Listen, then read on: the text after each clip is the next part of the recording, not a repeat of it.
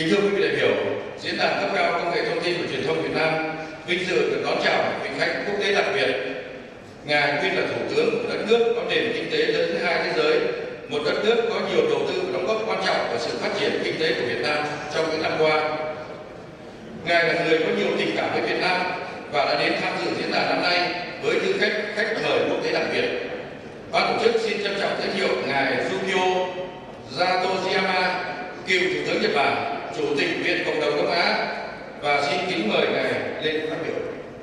Thank you very much for inviting me to attend the opening session of the ICT Summit 2013 here today in Hanoi. Especially, I would like to express my heartfelt gratitude to Dr. John Myung-Hee for his kind invitation. I am very pleased that this opening ceremony is held under the attendance of Your Excellency, Prime Minister Nguyen Thanh Xuân. I was delighted when Deputy Minister of Science and Technology, Kim Khai, let me know about this event. Every time I visit Vietnam, I'm deeply impressed by the vitality of your country's younger generations. It reminds me of Japan's post-war period of reconstruction, when people were full of hope for the future and overflowing with energy.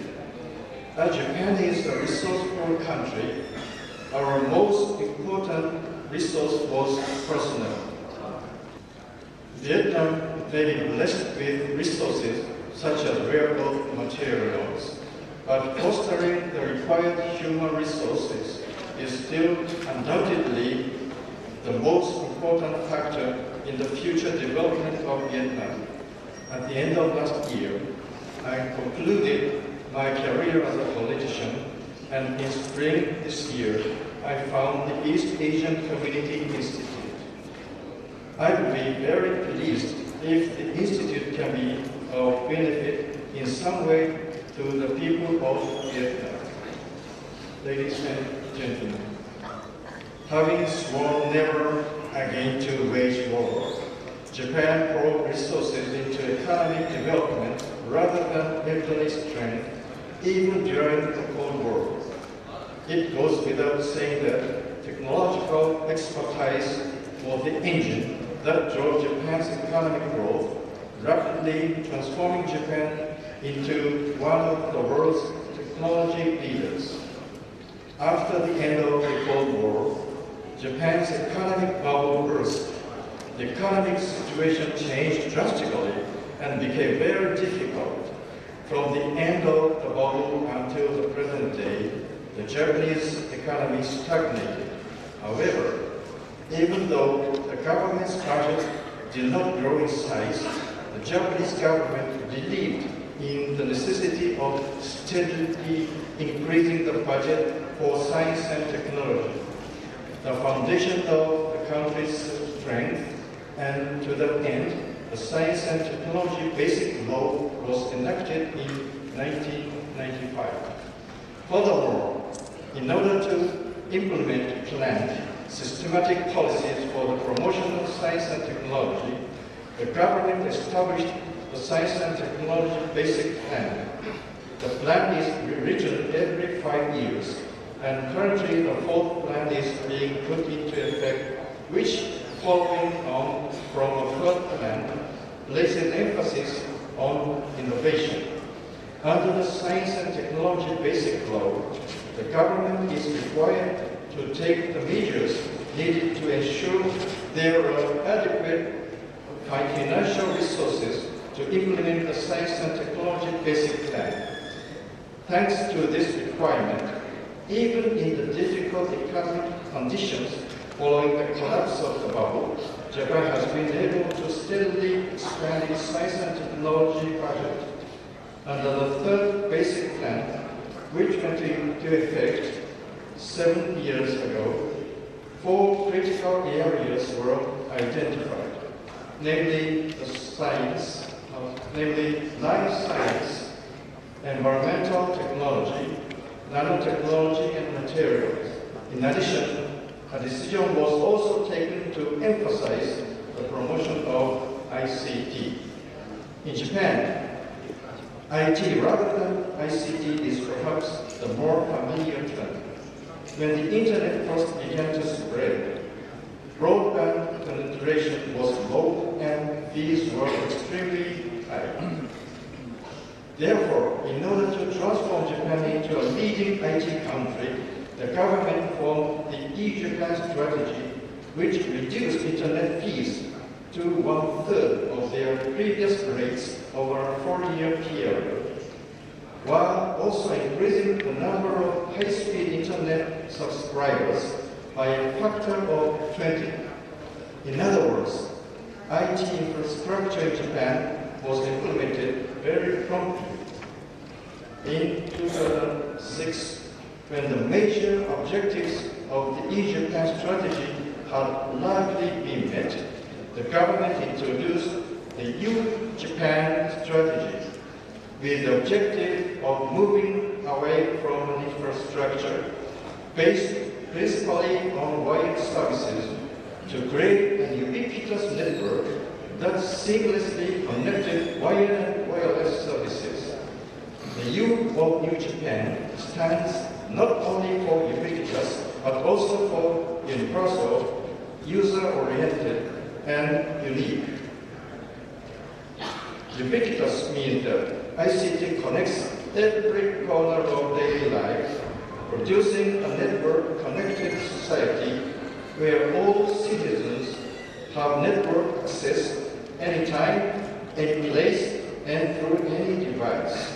In addition, the policy aimed to create a network that was universal in the sense that it promotes person-to-person interaction, user-oriented in that it takes users' perspectives into account, and unique in the sense of promoting individual vitality. These policies created new value in Japan.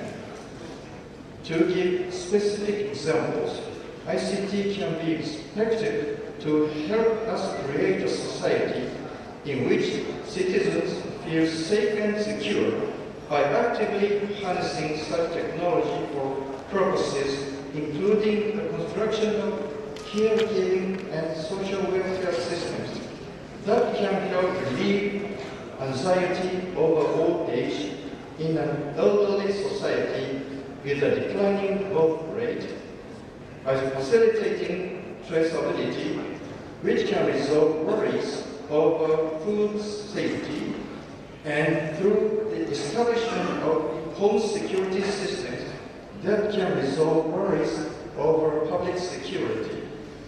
In addition, ICT also has a major role to play in the development of technologies such as electronic tax to promote economic efficiency and through the provision of technologies and services that link together producers and users.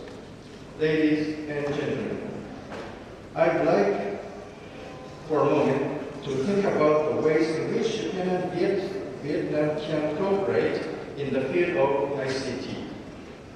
I think that as Vietnam is currently experiencing rapid economic growth, it would be advisable for Vietnam to make simultaneous progress on what we could call an e-Vietnam strategy for readying information technology infrastructure and a U-Vietnam strategy for creating a ubiquitous network society. I realize that local needs and the ideal state of a ubiquitous network society will not necessarily be exactly the same in Japan and Vietnam, but I think that Japan's experience could prove rather useful with regard to building such systems and training personnel. However, the creation of a simple network that can be accessed anytime, any place, by anyone, on any device, and the creation of a society that can benefit from such a network can be considered a universal goal. Just like Japan, Vietnam Vietnamese society faces various issues at present.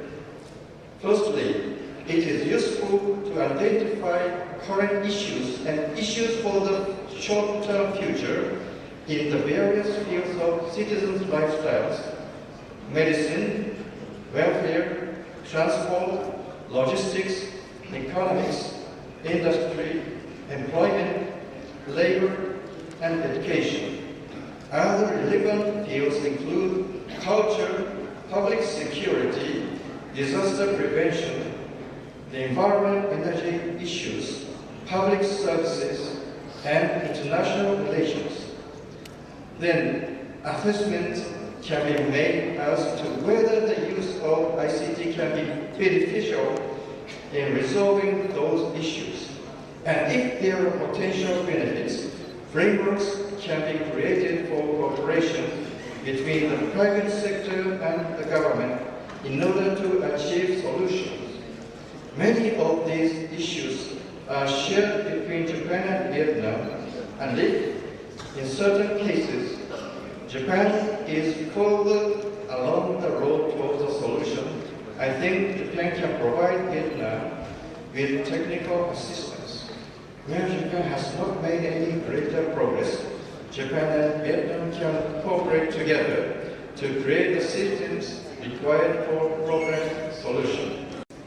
Ladies and gentlemen, clearly, training a large number of ICT engineers is extremely important both for the future development of Vietnam and for citizens to enjoy comfortable lifestyles. Japan and Vietnam are strategic partners. In order to maximize their national interest, certain countries focus solely on selling their own products in overseas markets. But as a strategic partner, Japan needs to create a win-win cooperative relationship with Vietnam. The Japan-Vietnam Joint Declaration issued 2 years ago calls for support for personal development in the field of science and technology. In the field of ICT, it is important for Vietnam to invest resources in personal development so that in the near future, the Vietnamese people can realize with their own hands a ubiquitous network society. Cooperation for utilizing experience of a national examination for information processing technician system of Japan for construction of the examination system in Vietnam was already given. Furthermore, I would like to recommend that Vietnam give some consideration to Japan's vocational high school system. In Japan, the educational system generally consists of 6 years of elementary school, followed by 3 years of junior high school, another 3 years of high school, and then 4 years of university. However, specialist education focusing on engineering and technology is also available for students after they graduate junior high school, with 5-year vocational high schools intended to produce students with practical and technological skills. Currently, there are 57 such schools in Japan, mostly under the jurisdiction of the national government. While approximately 94% of university graduates find employment, vocational high schools have a 100 employment rates. This is because corporations want to hire people who have practical skills. I would strongly recommend that Vietnam also establish education institutions for training students with specialist academic knowledge and technological skills in, but not limited to, ICT. In order to help such a system take root in Vietnam, perhaps Japan could dispatch instructors and former instructors from vocational high schools for a certain requisite If Vietnam also recruited vocational high school students from across ASEAN, then such a system could also contribute to personal development throughout the ASEAN region. I hear that in 2015, the ASEAN nations will form an ASEAN community. This is a wonderful development. ICT will no doubt play an extremely important role, not only in promoting cross-border operation, but also in further strengthening the community. For example, ICT will play an important role in advancing the East Asian Smart Community Initiative agreed on ASEAN Summit 3 years ago. For that reason, today's summit is extremely significant. I hope one day all of East Asia will eventually be linked in a single community. For this to occur, it is first important to develop strong relationships between ASEAN and Japan, China, and South Korea. I would like to conclude by expressing my hope that today's summit can also play some kind of role in helping us achieve the goal of a single East Asian community. Thank you very much for your kind attention.